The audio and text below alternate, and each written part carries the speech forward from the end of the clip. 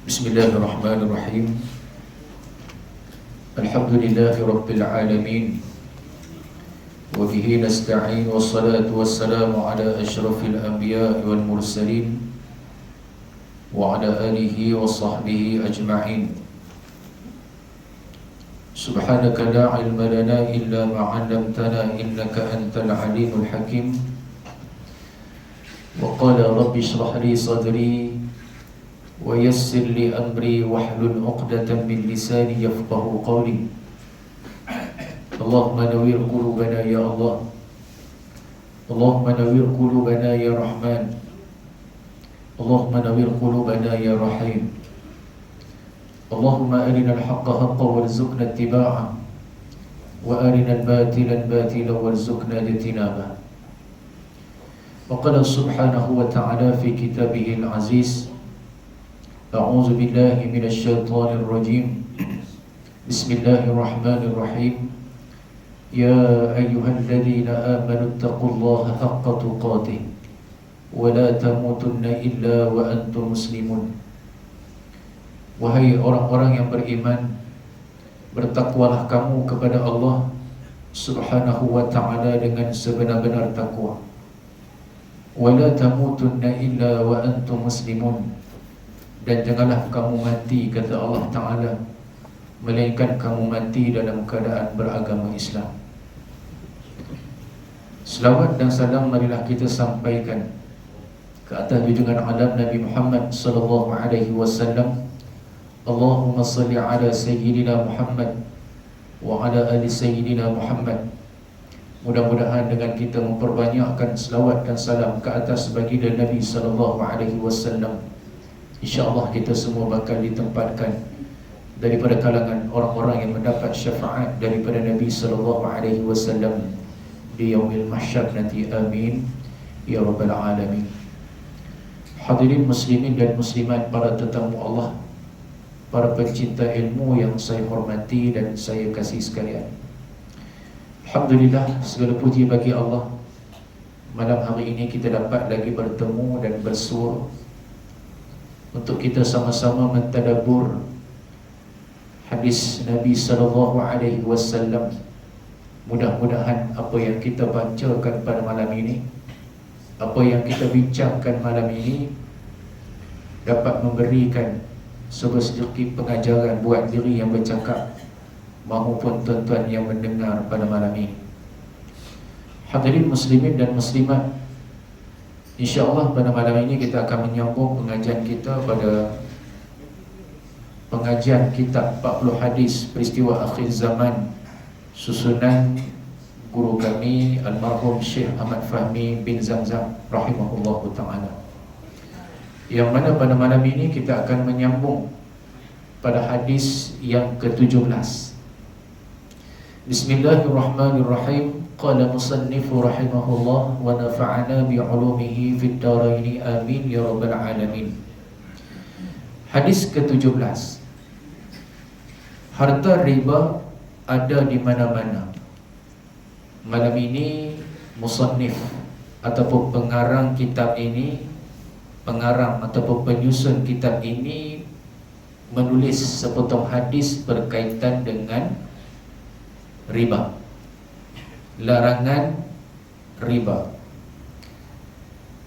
An Abi Hurairah radhiyallahu anhu qala qala Rasulullah sallallahu alaihi wasallam, la ya'tiyanna 'alan nas zamanun la yabqa minhum ahadun illa akala riba, faman lam ya'kul asabahu min ghubarihi. Rawahu Ibnu Majah. Artinya, daripada Abu Hurairah radhiyallahu anhu, ia berkata, Rasulullah sallallahu alaihi wasallam bersabda, akan tiba satu zaman tidak ada seorang pun kecuali ia terlibat dalam memakan harta riba. Kalau ia tidak memakannya secara langsung, ia akan terkena juga debu-debunya. Hadis riwayat Ibnu Majah. Keterangan, Kandungan sabda Rasulullah sallallahu alaihi wasallam ini sangat jelas terjadi di hadapan mata kita pada hari ini. Dengan banyaknya bank-bank yang melaksanakan sistem riba di seluruh pelosok tanah air. Muslimin dan muslimat yang dirahmati oleh Allah Subhanahu wa ta'ala sekalian, malam ini kita berjumpa lagi hadis yang mana hadis ini diriwayatkan oleh seorang lagi sahabat Nabi yang pernah kita bincangkan sebelum ini, iaitulah Abdul Rahman bin Sakhar ataupun lebih dikenali sebagai Abu Hurairah. Dalam kaedah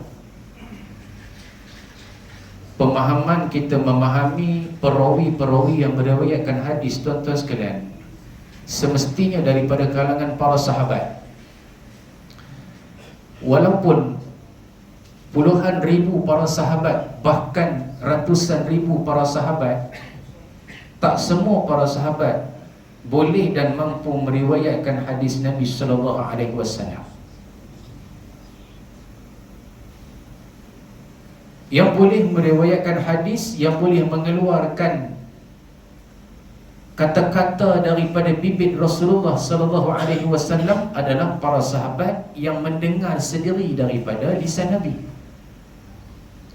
Walaupun ada daripada kalangan para sahabat yang hidup sezaman dengan Nabi, pernah berjumpa dengan Nabi dan dia beriman dengan Nabi, tetapi ada para sahabat yang mempunyai tiga capaian tersebut tidak meriwayatkan hadis. Sebab apa? Sebab mungkin dia hidup zaman Nabi, dia berjumpa dengan Nabi dalam keadaan jauh, dan dia beriman dengan Nabi SAW, tapi dia tak mendengar bibit-bibit lisan-lisan yang Nabi SAW sampaikan. Tetapi dia menjadi sahabat. Sebab itu bila kita baca hadis, Ustaz, perawinya orang yang sama je. Sekali kita akan jumpa lagi sahabat-sahabat lain, An Abi Malik Asy'ari, kita akan belajar nanti lah. Artinya kalau kita belajar hadis ni, tuan-tuan sekalian, dalam lingkungan para sahabat, ramai lagi sahabat yang lain, tetapi mereka tidak meriwayatkan hadis. Sebab apa? Sebab mereka tidak mendengar daripada Nabi SAW. Tapi kalau Abu Hurairah radhiyallahu anhu, ataupun lebih dikenali nama sebenarnya Abdul Rahman bin Sakhar, seorang sahabat Nabi yang kita gelar sebagai Ahlus Sufah, seorang sahabat Nabi yang menjadi ketua daripada Ahlus Sufah di Madinah. Dia memang banyak mendengar hadis Nabi. Bahkan kita belajar dulu, Abdul Rahman bin Sakhar ini lebih daripada 5,000 hadis yang dia dengar sendiri daripada Rasulullah SAW. Sebab tu kita jumpa kejap Abu Hurairah, kejap Abu Hurairah. Sebab tu saya sebut tadi, ramai ratusan ribu para sahabat, tak semua yang meriwayatkan hadis Nabi. Sebab yang meriwayatkan hadis Nabi ni hanyalah mereka yang mendengar sendiri daripada Nabi SAW. Habis itu sahabat lain, Ustaz, sahabat lain dia mendengar daripada sahabat kepada sahabat. Dia begitu. Tabi'in pula macam mana? Tabi'in dia tidak pernah berjumpa dengan Nabi, dan dia mendengar hadis daripada para sahabat. Itu dia punya rentetan ataupun tali rantai penyampaian hadis Nabi SAW bermula daripada para sahabat sehingga para tabi'in, kemudian tabi'in mendengar daripada tabi'in. Dia tak mendengar daripada para sahabat. Itu kaedah dalam kita mempelajari ilmu hadis. Baik, hadis yang kita bacakan malam ini pendek, tuan-tuan. Nabi cerita kepada kita, la ya'tiyanna 'alan nasi zamanun, sampai saat lagi satu zaman, kata Nabi SAW, la yabqa minhum ahadun illa akala riba. Nabi bagi tahu sampai satu zaman yang mana zaman itu tak ada seorang pun daripada kalangan orang-orang tersebut melainkan mereka terlibat dengan memakan harta riba. Ulama sebut zaman itu zaman La. Zaman La ni Nabi sebut 1400 tahun yang lalu. Bilakah zaman yang Nabi maksudkan tu? Ni zaman La ni, tuan-tuan sekalian. Bahkan zaman Rasulullah pun dah pernah berlaku riba ni, tuan-tuan. Kemudian Nabi sambung lagi, kalau ia tidak memakannya sekalipun secara langsung, ia akan terkena juga debu-debunya. Artinya kalau orang tu tak makan secara fizikal harta daripada harta riba, tetapi dalam masa yang sama dia terkena juga tempias-tempias daripada debu-debu ataupun hasil-hasil daripada riba. Saya kita akan bincangkan. Saya merujuk kepada kitab Fiqh Manhaji. Kalau tuan-tuan mengaji Fiqh Manhaji yang ada 8 jilid tu, saya mengambil daripada jilid yang ke-6 cerita tentang riba. Kalau Fiqh Manhaji, Al-Imam Asy-Syafi'i menyatakan bahawasanya riba ini, menurut bahasa Arab, riba merujuk kepada lebihan, pertambahan dan perkembangan. Riba ni merujuk kepada lebihan ataupun pertambahan ataupun perkembangan daripada harta tersebut. Kita kena bayar lebih. Daripada harta tersebut, kita kena tambah harta lagi untuk mendapatkan harta yang kedua. Daripada harta tersebut, dia berkembang menjadi makin lama makin banyak, makin lama makin banyak, sehingga orang yang membayar itu dizalimi. Bagaimana zaman Nabi SAW berlakunya riba ini? Dalam hadis yang mana diriwayatkan oleh Abi Sa'id Al-Khudri, satu ketika tuan-tuan sekalian, Nabi SAW melantik satu orang lelaki sahabat. Nabi lantik dia untuk pergi ke Khaybar. Pergi ke Khaybar untuk apa? Untuk menjadi seorang amil. Apa makna amil? Amil ni pengutip zakat ataupun harta. Hang kata Nabi SAW, pergi dekat Khaybar, pergi kutip harta ataupun menjadi wakil aku sebagai amil. Maka sahabat ni pergi ke Khaybar.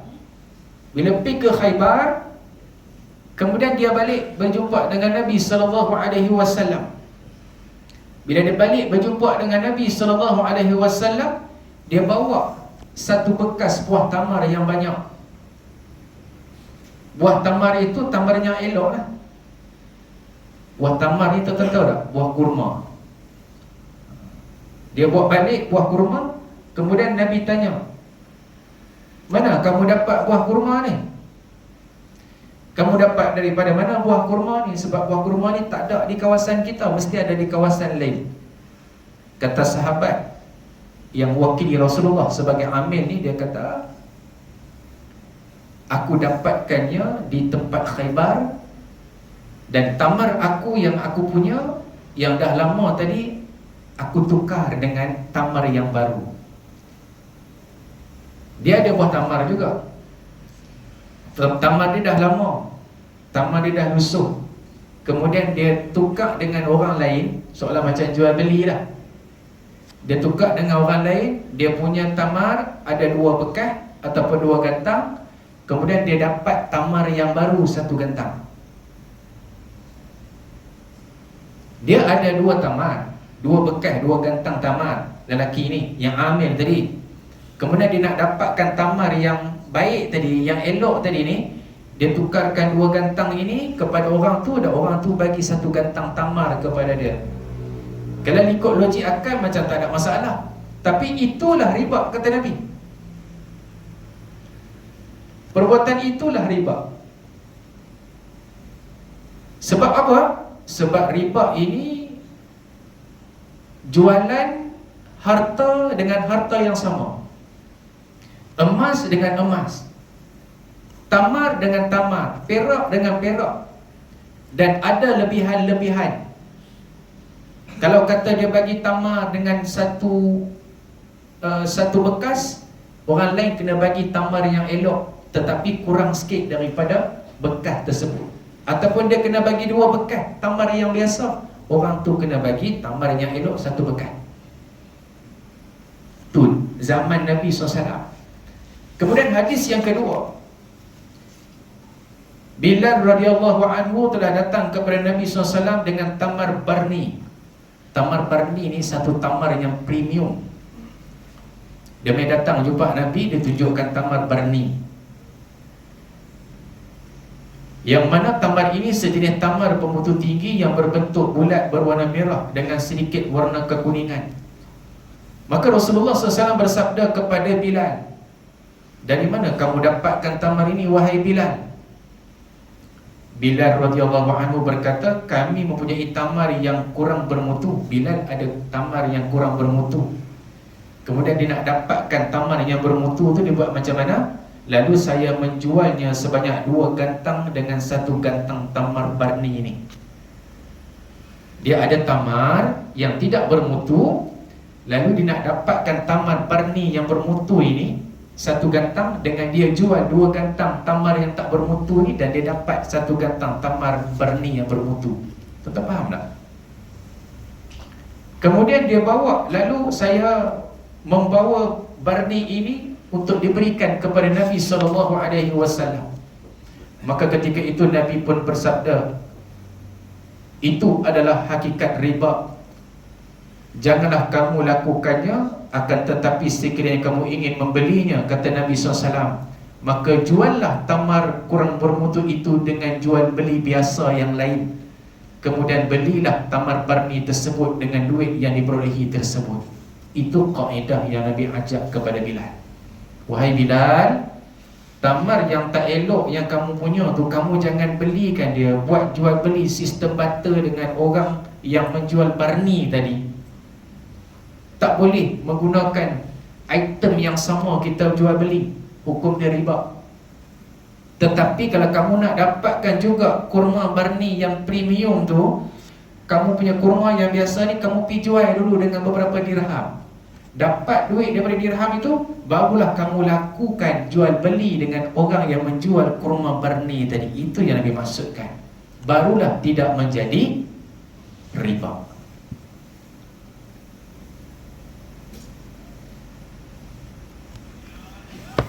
Kemudian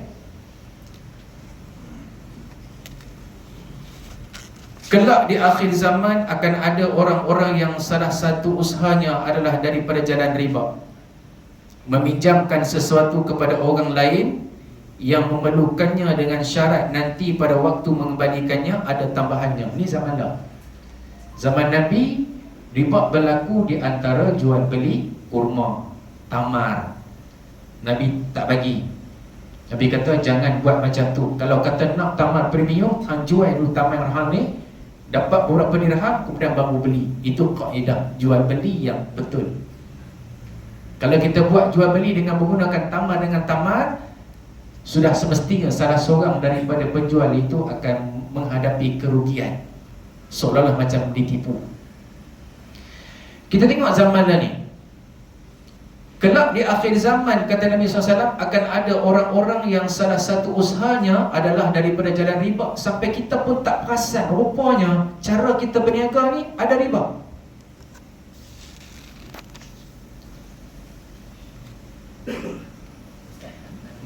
Oh, selalu yang kita tamar kan. Ya. Selalu dalam masyarakat kita ni, dia ada emas yang lama. Dia kata, okey, tukarlah, mau kasih baru. Itu adakah juga sistem riba? sama. Banyak berlaku. Ya. Dia tak syok lah pakai. Emas dekat emas tak boleh, kecuali jual dulu. Nilai dulu. Nanti saya akan pakai jual baca hadis ni. Ya. Baik, mana tadi? Meminjamkan sesuatu kepada orang lain yang memerlukannya dengan syarat nanti pada waktu mengembalikannya ada tambahan. Zaman lah ni kita tak gunakan kurma, tetapi menggunakan duit interest. Hang pinjam dekat aku RM10, selagi hang kena bayar RM11. RM1 itu yang haram, yang dikatakan riba.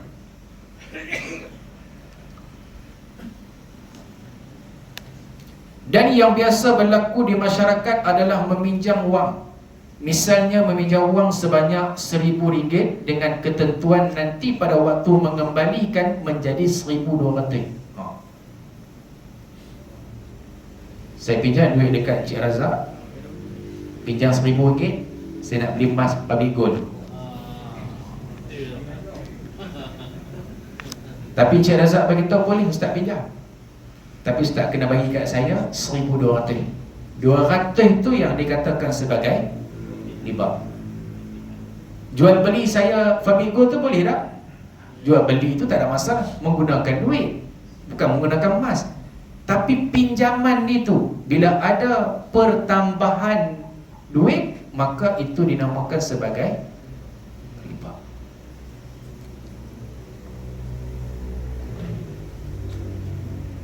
Maka tambahannya itulah yang dinamakan makan riba. Untuk menarik pengembalian dengan tambahan itu, caranya berbeza-beza. Ada yang langsung hutang yang 1,000 dijangka 1 tahun mengembalikan 1,200. Ada yang bagi tahu kita faham bayar lah dalam masa setahun pun tak apa bayar. Dekat aku, pinjam 1,000, saya kira kena bayar tahun depan 1,200. Nampak macam tak apalah, dalam masa yang sama boleh. Dan nak cari 200 kan. Jawapan dia tak boleh, tuan-tuan. Yang ni yang Nabi bagi tahu, zaman sampai satu zaman orang dah biasa buat main riba ni. Sedangkan benda tu menjadi satu pengharaman dalam Islam. Saya ceritakan hadis. Banyak ni, saya ada 40 hadis cerita tentang riba sahaja. Esok baru habis ni cerita.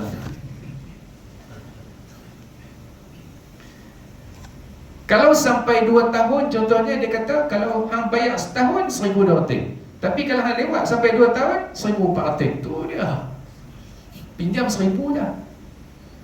Hang bayar sampai setahun 1,200. Lewat sampai 2 tahun 1,400. Lewat 3 tahun 1,600. Naik setiap tahun 200. Alung lah. Kenaikan itu yang dinamakan riba.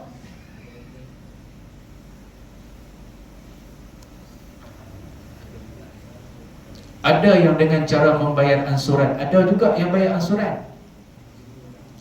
Hutang 1,000 harus dibayar setiap bulan 100. Cukup setahun dia jadi 1,200. Sama aja. Kan? Sama aja. Bagi orang-orang yang senang memakan riba, mempunyai anggapan bahawa mengambil keuntungan yang didapati dengan jalan menghutangkan wang atau barang itu sama saja dengan mengambil keuntungan melalui jual beli. Dengan demikian sama-sama halalnya. Dia kata sama aja. Macam kita buat jual beli lah. Kalau buat pinjaman harta dengan harta, tuan-tuan sekalian, dia tak boleh ada penambahan. Kecuali kita jual beli, yang tu lain. Jual beli dengan menggunakan dengan duit, tak ada, itu tak ada khilaf. Kalau kata contohnya kita ada emas public gold kan, harga dah ni 600 lebih 1 gram. No? Kita ada fizikal. Hang kalau nak beli, hang kena bayar dekat aku 700.5 contohnya. Boleh tak? Boleh, tak ada masalah. Pergi dekat haji ni, hang nak kena beli aku, hang kena bayar 780. Boleh tak? Boleh, tak ada masalah. Sebab kita bayar menggunakan duit. Dalam hadis riwayat Ibnu Qayyim, Rasulullah SAW bersabda, maksudnya akan datang satu masa ada manusia, pada masa itu mereka mengambil halal barang riba dengan nama jual beli. Sampai satu zaman, kata Nabi SAW, mereka mengambil barang riba ini, mereka menganggap benda tu halal seperti jual beli biasa. Lain ni berlaku, tuan-tuan sekalian. Semua bank yang ada konvensional semua mengamalkan riba. Tak sungguh saya cerita ni, minta maaf kalau ada orang bank ni. Semua bank konvensional semua mengamalkan riba, kecuali bank-bank yang ada Islamik. Lain ni ramai orang yang dah faham. Dulu tak ada, dulu main bank saja. Lain ni dah ada main bank Islamik. Kan? Dulu RHB saja, lain ni ada RHB Islamik. Cumanya dalam negara kita ada tak bank yang betul-betul Islamik daripada dulu sampai sekarang? Ada tak? Jawapannya bank Islam. Bank rakyat dulunya bank konvensional, kemudian dia convert terus semua sekali menjadikan bank Islamic bank. Hong Leong Bank pun ni ada lah Islamic, ada. Nak ceritanya orang dah faham, orang dah tahu tentang betapa bahayanya riba. Jadi tuan-tuan balik sekali, tuan-tuan tengok balik, tuan-tuan punya loan. Kalau kata masih ada lagi dalam konvensional, tuan-tuan wajib ni dah kita belajar ni, wajib tukar kepada Islamic Bank. Sebab benda ni secara tak langsung termasuk dalam hadis Nabi, yang mana Nabi SAW bagi tahu zaman lah ni orang dah tak rasa takut tentang perlakuan riba. Habis tu Ustaz, kami nak untung macam mana kalau tak gunakan kaedah macam tu? Banyak cara lain. Nak berniaga banyak cara lain. Sebab kita bagi pinjam, tuan-tuan lah, kalau pinjam kat saya tukui, saya kena bagi tukui balik lah. Pinjam dekat saya kereta sorong, bagi kat saya kereta sorong, bagi benda yang sama lah. Bukan kita beli, kita pinjam. Kalau nak jual beli lain cerita. Saya nak beli tukul dengan duit, itu lain. Macam tu. Baik, seterusnya. Namun anggapan semacam itu sebetulnya tidak dapat dipertanggungjawabkan dan ditolak oleh Allah. Firman Allah Subhanahu wa taala yang bermaksud demikian itu disebabkan mereka berkata sesungguhnya jual beli itu seperti riba. Allah menghalalkan jual beli dan mengharamkan riba. Ada lagi yang beranggapan bahawa riba yang dilarang itu adalah riba yang berlipat ganda. Kalau riba hanya sedikit tetap boleh. Ui, ada juga sikit je Ustaz, sekupang je. Tak boleh, sekupang pun tak boleh. Nak pinjam 1,000 bagi 1,000, tak ada riba. No? Allah Ta'ala berfirman, ya ayyuhalladzina amanu la ta'kulur riba adha'afan mudha'afah wattaqullaha la'allakum tuflihun. Hai orang-orang yang beriman, janganlah kalian memakan riba yang berlipat ganda dan takutlah kepada Allah, semoga kalian berbahagia. Mafhum mukhalaf, faham kembalikan semacam itu tidak dapat dipakai ketentuan hukum sebab berlawanan dengan nas yang kuat. Allah Ta'ala berfirman, hai orang-orang yang beriman, takutlah kepada Allah dan tinggalkanlah sisa-sisa daripada riba jika kalian beriman. Baik, ada hadis lain yang Nabi cerita tentang riba ni tuan-tuan, saya nak baca sikit.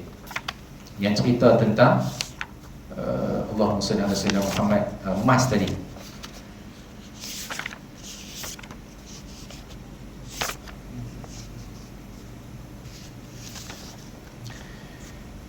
An Abi Sa'id Al-Khudri radhiyallahu anhu qala Rasulullah sallallahu alaihi wasallam az-zahabu biz-zahab wal-fiddatu bil-fiddah wal-burru bil-burri wash-sha'iru bish-sha'ir wat-tamru bit-tamri wal-milhu bil-milhi mislan bimislin yadan biyadin faman zada aw istazada faqad arba akhizuhu wa mu'ti fihi sawa'un.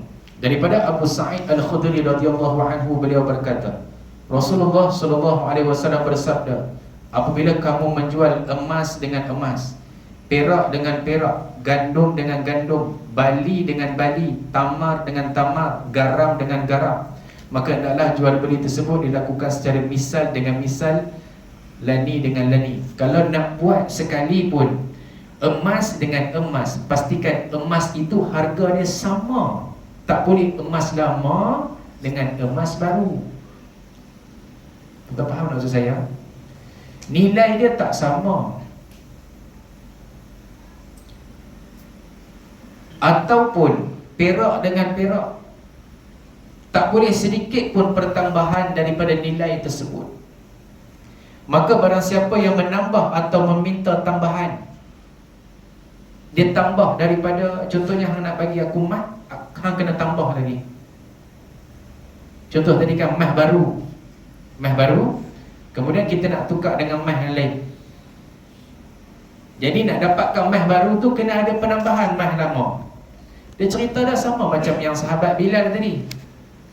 Sahabat Bilal mai datang jumpa dengan Nabi, Nabi kata, hang dapat mana tamar premium ni? Apabila dia bagi tahu, aku ada tamar yang lama 2 gantang, lalu aku jual, aku tukarkan dengan tamar yang baru ni, dapat segantang. Nabi kata perbuatan itu adalah riba. Kalau kamu nak dapatkan yang premium ni, kamu kena jual dulu tamar kamu ni, kemudian daripada duit tu baru beli tamar baru. Sama juga dengan emas, tuan-tuan. Ini kita biasa dah kan. Ini kita belajar, hati-hati. Kalau kereta Ustaz, Kereta pun sama juga. Sama aja. Jual dulu, kamu beli yang baru.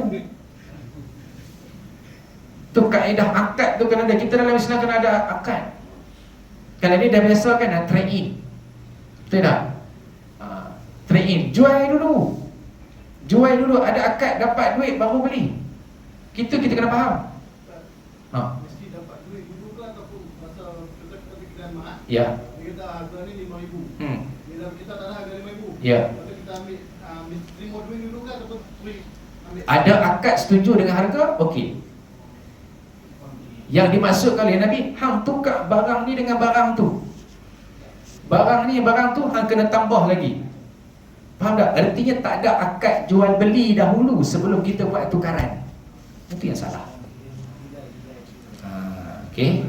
Sebab tu Nabi berkata, maka barang siapa yang menambah atau meminta tambahan daripada emas dengan emas, perak dengan perak, gandum dengan gandum, bali dengan bali, tamar dengan tamar, garam dengan garam, orang yang sesungguhnya dia telah melakukan riba.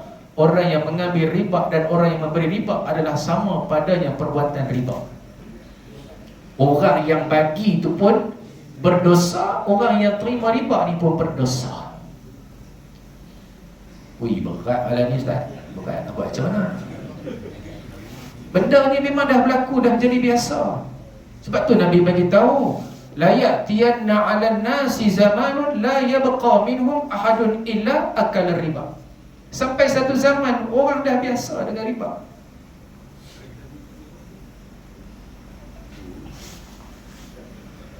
Tuan-tuan sekalian, apakah implikasi seseorang itu melakukan riba? Implikasi dia, tuan-tuan sekalian, saya nak bacakan beberapa ayat Quran. Allah Ta'ala sebut dalam Quran,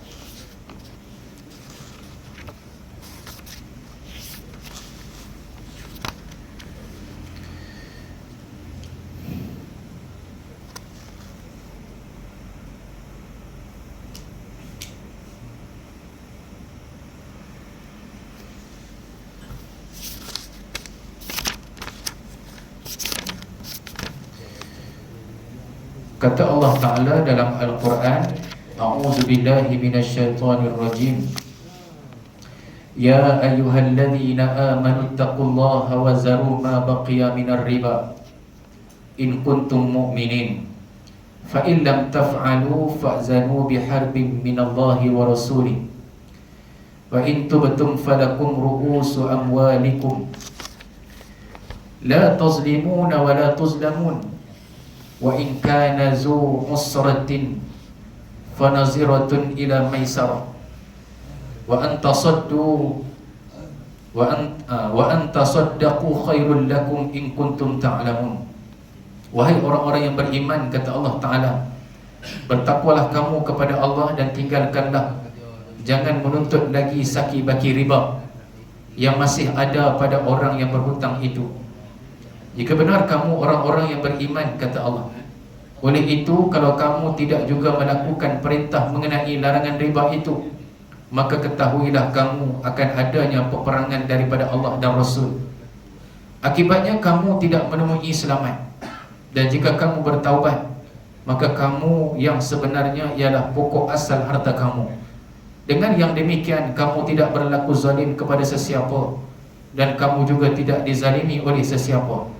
Dan jika orang yang berhutang itu sedang mengalami kesempitan hidup, maka berilah tempoh sehingga ia lapang hidupnya, dan sebaliknya, bahawa kamu sedekahkan hutang itu kepadanya adalah lebih baik untuk kamu, kalau kamu mengetahui pahalanya yang lebih besar bagi kamu akan dapat kelak. Surah Al-Baqarah ayat 278. Tuan-tuan, Allah Ta'ala sebut dalam Quran ini cerita tentang bagaimana orang yang melakukan perbuatan riba ni sampai hari kiamat, maka Allah dan Rasul ajak perang. Ni Quran sebut ni, orang yang melakukan riba ni, bila di yaumil mahsyar nanti hari kiamat saat lagi Allah Ta'ala panggil geng-geng riba ni, Allah Ta'ala ajak perang. Ayat ini dalam surah Al-Baqarah ini tafsiran daripada seorang sahabat Nabi yang bernama Abdullah bin Abbas, ataupun lebih dikenali sebagai Ibnu Abbas. Ibnu Abbas mentafsirkan ayat ini. Siapa Ibnu Abbas? Ibnu Abbas ini orang nombor 2 dalam dunia ni yang faqih dalam mentafsirkan, mentakwilkan ayat Quran selepas Rasulullah. Nabi yang endorse bagi tahu dekat dunia ni, kata Nabi SAW, tak ada sahabat, tak ada manusia selepas daripada aku yang hebat, yang boleh mentakwilkan ayat Quran melainkan Abdullah bin Abbas, ataupun lebih dikenali sebagai Ibnu Abbas, yang wafat meninggal dunia di Taif. Tuan-tuan kalau pergi umrah, ajak mutaif di Taif, ada masjid Abdullah bin Abbas, situ dimakamkan Abdullah bin Abbas, satu orang sahabat Nabi yang faqih dalam mentakwil dan mentafsirkan Quran. Apa kata Abdullah bin Abbas dalam ayat yang kita bacakan ini? Kata Abdullah bin Abbas, yang Allah Ta'ala maksudkan peperangan Allah dan Rasul terhadap orang yang riba ni. Kata Abdullah bin Abbas, di hari kiamat saat lagi Allah Ta'ala akan bagi senjata kepada orang yang makan riba berperang dengan Allah dan Rasul.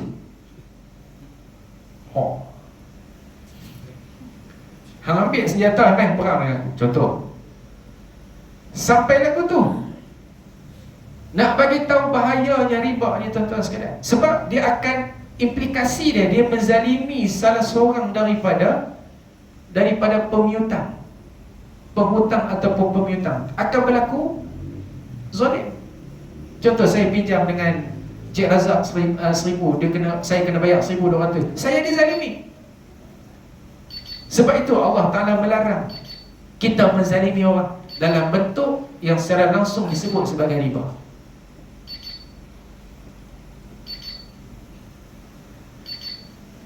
Dalam hadis yang lain, saya nak bacakan kepada tuan-tuan. Kita jarang dengar ni bab riba ni, tapi tak apa dah, kita cerita malam ni. Kata Nabi SAW,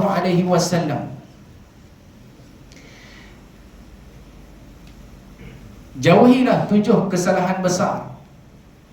Para sahabat bertanya, wahai Rasulullah, apakah kesalahan itu? Bagi dia menjawab, yang pertama mensyirikkan Allah, yang kedua sihir, yang ketiga membunuh nyawa yang diharamkan oleh Allah kecuali kerana kebenaran, yang keempat makan riba, yang kelima makan harta anak yatim, yang keenam lari daripada pertempuran, yang ketujuh menuduh wanita suci dan beriman berzina tanpa disedari.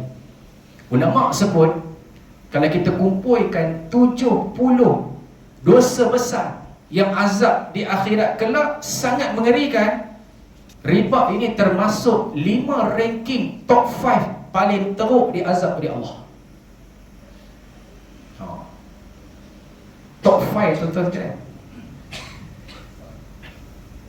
Artinya orang yang mengamalkan riba, benda macam biasa, tak ada apa ni, tak nampak apa, tapi Allah Ta'ala sangat murka terhadap orang yang melakukan riba ini. Betul.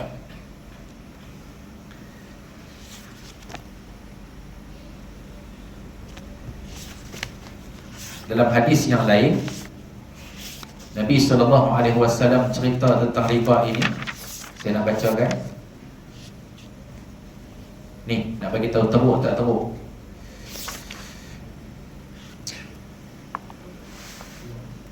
Ar-riba sab'una huban aisaruha ay yankihar rajulul